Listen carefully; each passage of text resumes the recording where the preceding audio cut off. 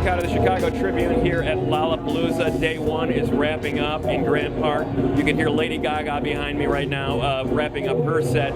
Big headliner today. Some people were waiting in front of that stage all day long. They got here at 11 o'clock. They camped out. They're waiting for this moment. They're there in force. Hutchinson Field is packed with bodies right now.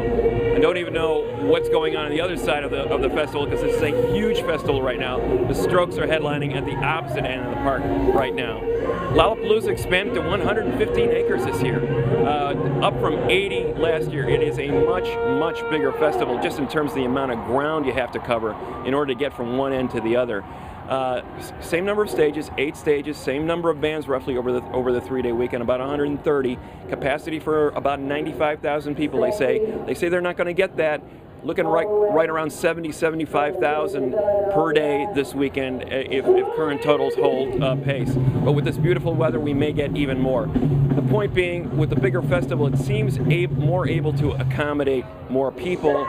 But with that Lady Gaga crowd out there, again, it's packed shoulder to shoulder. So let's face it, if you don't like crowds, this is not the place to be this weekend. Lady Gaga wrapping up right now. Let's go back to some of the earlier sets today, though. And I think the set of the day happened in the early part of the afternoon. Mavis Staples, one of the great icons of Chicago soul and gospel music, really poured her heart out there today, playing some of those freedom songs, which were the soundtrack for the civil rights marches in the 60s, bringing it up through the band's The Wait, which she covered on The Last Waltz, an amazing version of The Wait. When she said, put the weight right down on me, I just sent chills down my spine. It was an awesome moment of Mavis really testifying up there, and it felt like you were in church with Mavis Staples. And then last but not least, a cameo by Jeff Tweedy of Wilco during her performance. He's the producer of her forthcoming record. He came out to accompany her on a couple of songs and background singing, but make no mistake, this was Mavis's day, and was Mavis Staples' set. A great moment for Mavis Staples and her sister Yvonne Staples, who is one of her key essential backing singers. That back and forth is what Mavis Staples is all about vocally.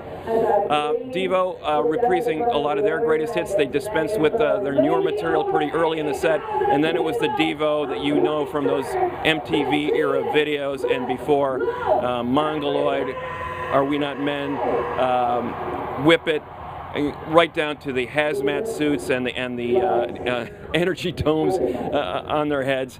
Devo, as we know them, they may be de-evolving, but they're doing it with style, as usual. And then last but not least, Lady Gaga, who's performing here right now. A lot of comparisons between her and Madonna. A much more personable performer than Madonna. She's attempting to make a connection with her audience, trying to veer off script, but some of that detracted from her set. With Madonna, you felt like it was an incredibly choreographed spectacle that you were getting, right down to every minute being choreographed. With Lady Gaga, when she veered off course, the concert lost momentum. When you're talking about a field this size, 70,000 people, you perhaps need to be a little bit more on point than she's being tonight. That said, she is a dynamic performer. There's nobody quite like her.